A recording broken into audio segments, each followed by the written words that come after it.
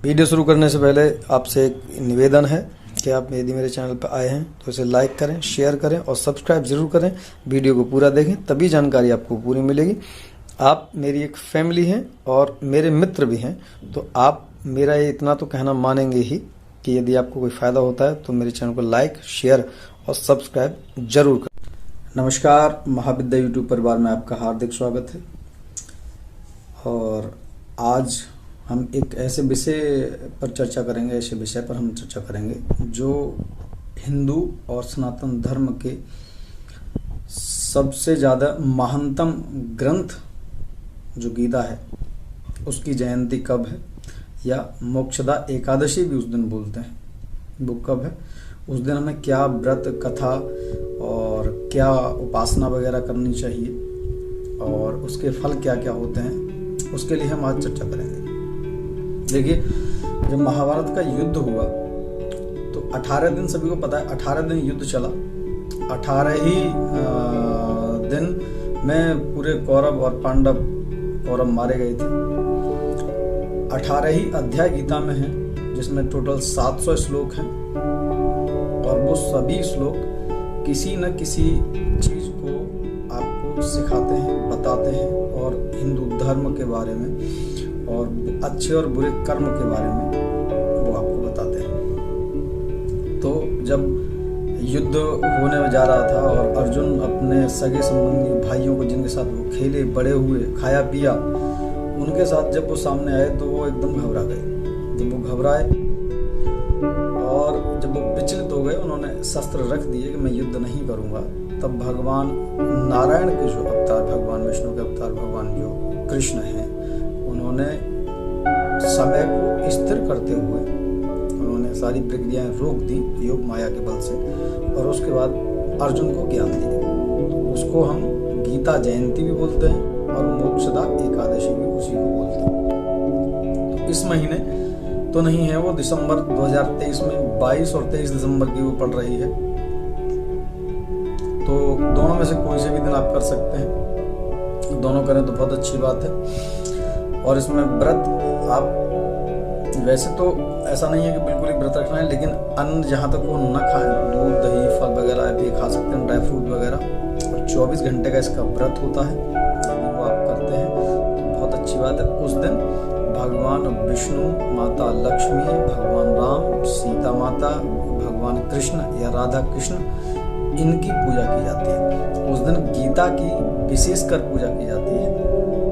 आप पूजा की एक सरलतम विधि ये है कि आप सुबह नहाएं धोएं, पूर्ण रूप से आप सात्विक रहें, और जो गीता यदि आपके घर में है तो उसको लाल वस्त्र, चौकी लगाएं, उसको लाल वस्त्र पर रख करके उनको, जैसे आप अपने देवता की पूजा करते हैं, उन पर पुष्प वगैरह चढ़ाएं, उन्हें धूप और दीप दोनों दिखाएं। भगवान नारायण के सामने पीली या सफ़ेद मिठाई का भोग जरूर लगाएं।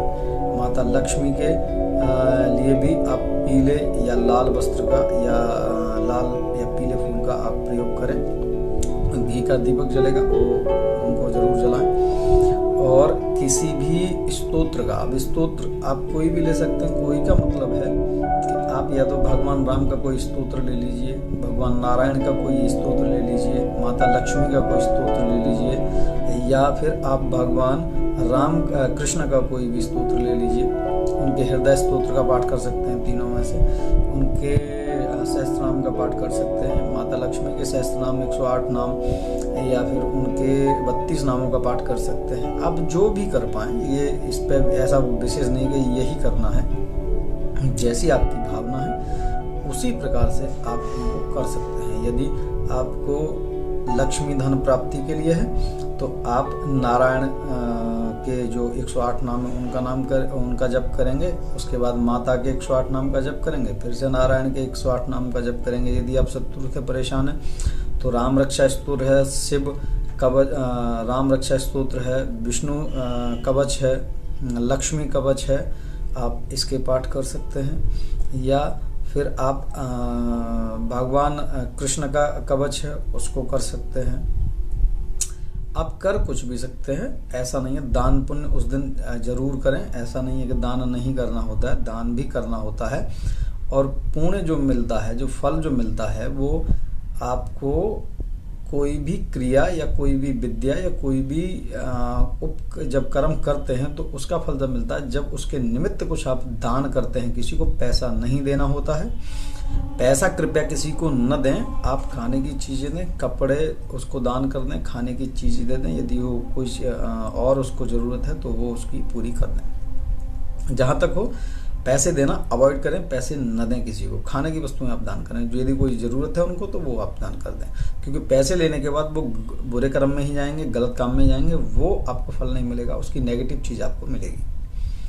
तो 22 और 23 दिसंबर को या तो आप गीता जयंती कह लीजिए या फिर आप मोक्षदा एकादशी कह लीजिए, दोनों में से कोई भी आप मान सकते हैं, दोनों एक ही बात है। तो उस दिन 22 और 23 दिसंबर को यह है, आप इसका पूर्ण लाभ उठाएं। ऐसा नहीं है कि छोटा है, ये गीता सनातन धर्म में सबसे महानतम ग्रंथों में से एक ग्रंथ है। तो जो उसमें जो बात बोली गई है, जो जिन्होंने अपने मुखार बिंदु से कहा है, उसको जिसको बोला है, सुनाया है, तो आप उसके निमित्त कहेंगे तो वो तंत्र को भी रोक देंगे, वो लक्ष्मी बाधा को भी रोक देंगे और आपके सब कार्य सफल रहेंगे, आप पूर्ण रूप से सुरक्षित हो जाएंगे।